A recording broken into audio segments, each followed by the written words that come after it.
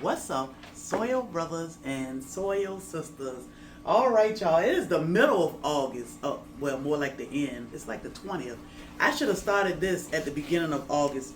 I love to start our fire cider at the beginning of August so it's ready when the weather starts changing for most people, because we can stay in summer here in Savannah until Christmas, maybe even New Year's. But anyhow, fire cider. This is an amazing way to boost the immune system, fight off all these different ailments, cold, flus, and all this other stuff that's running around. Now, there's no wrong way to do fire cider. You can add as much or as little of these ingredients and other things. Like, you may want to use a regular onion instead of a red onion. You might want to use grapefruit. I'm using orange and lemon. You may want to omit the horseradish. You may want to use a different type of pepper. There's no wrong way. Sometimes I add elderberry to this, but I'm going to go ahead and make an elderberry syrup this year, a small batch, just to share that with y'all. But here I have cloves. It's the whole clove and whole black pepper. And I'm going to dump those in first.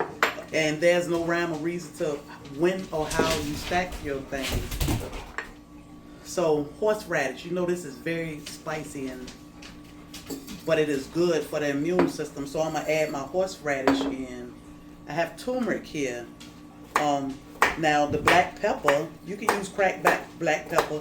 I just use whole black pepper. The black pepper you need to help with the absorption of the turmeric. So that's why I added my black pepper, to help absorb turmeric. Now we do grow a black turmeric and a white turmeric, and also this one. I prefer to use the orange turmeric in this. So again, it doesn't matter which one. Turmeric is very important, and you can always look up the benefits of each and every one of these ingredients to see if I want to use that, if I want to use more or less. This is garlic, and you see I'm not pulling the paper off. Sometimes we will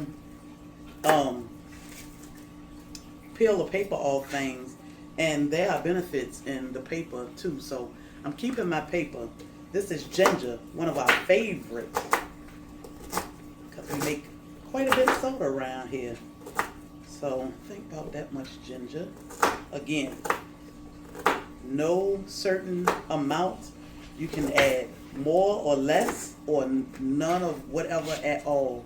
It's your fire cider. So I put my ginger in. I have cayenne, so we grow a ton of cayenne. We take cayenne every day. Cayenne is one of our favorite herbs. I am going to chop them in half just so I can make sure we getting down to the goodies and the nitty gritty of the cayenne. Nothing special, just chop it a little bit.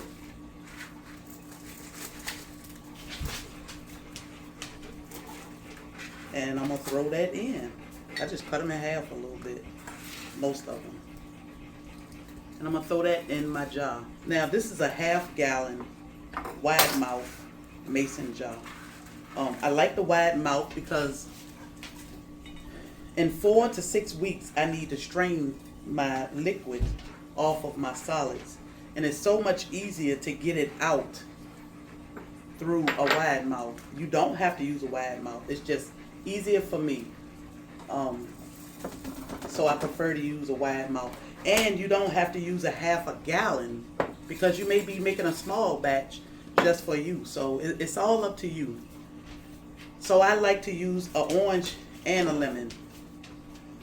So I'm going to cut it. Now you can cut this in wedges. You can cut it in slices.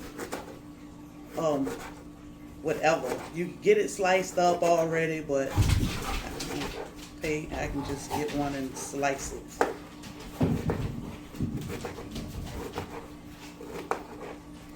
And drop it in. I have a red onion. I like the red onion even when I make like my cough syrup or something. I try to use a red onion.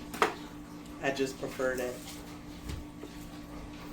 I probably won't put this whole red onion in because this thing is huge. And then I can use some for my salad later. I'm the one that used to say, I don't like onions. I can't stand onions. And then I had a red onion. My best friend bought some sandwiches one day, and it had onion on it. And me trying to be respectful and not be like, I don't eat red onion.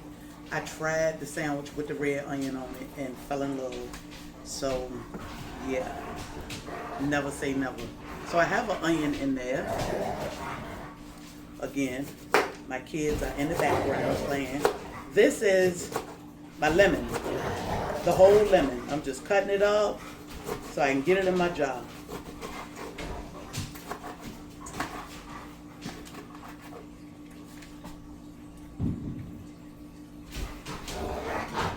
And I'll leave everything down in the description. I'm not putting elderberry in here because I'm going to make my syrup separate. And now I think I have everything in. All of my solids are in. Drop that in. Now you can make your own apple cider vinegar. I just purchased a raw apple cider vinegar because a lot of people say, well, I can't make my own. You can purchase it. So I'm trying to keep it simple with things that you can put your hands on. And because this is a half a gallon, I'm going to pour this entire container in here. You want to cover all of your material, all of your solids. You want to make sure they are covered with apple cider vinegar. So it should take the whole, all but a little tiny bit. Nope. All right. I'm going to put a top on here. Now, you want to make sure you label so you'll know what today is when you started this. And when you think about it, like, it's nothing that is set in stone that you have to walk by every day, shake it multiple times. If you think about it and you want to shake it, go give it a shake, give it a twist and a turn, help it incorporate. Now, this one I made earlier for short, but same thing.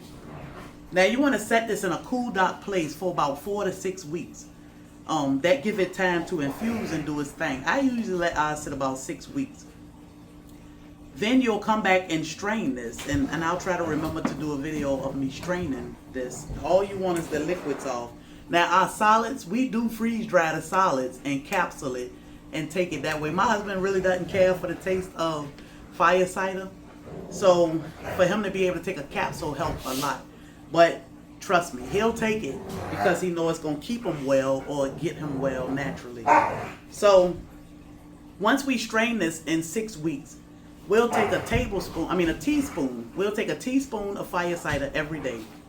If we are feeling bad or feeling yucky, we'll take 3 a day. Morning, noon, and night. We'll take 3 teaspoons. 1 morning, 1 noon, and 1 at night.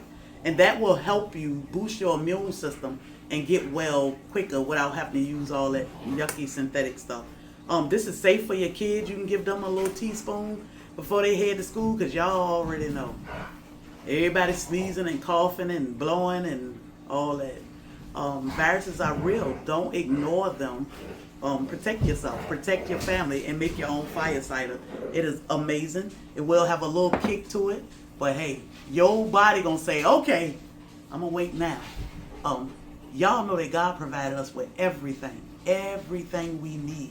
This is God's medicine.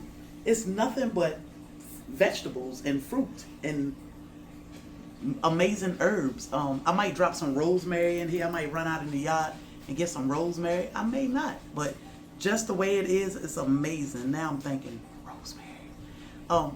But it's just that simple. You can add what you want, as much or as little as you want. There's no wrong way. The only wrong way is not doing it, you know? This is how we reclaim our lives and take our health back. Trusting God. Thank y'all for watching. I hope you are following along or subscribe to the channel. Share this out, because a lot of people trying to figure out, how do I make this myself? They have questions and we are here for it. But definitely share this video out. Make sure you smash that button down the bottom to give us a reaction. The algorithm love that, and it'll say, okay, let's share this with more people, because sharing is caring. So y'all have an amazing day, and remember, never ever let nobody steal your joy. What's up, booty?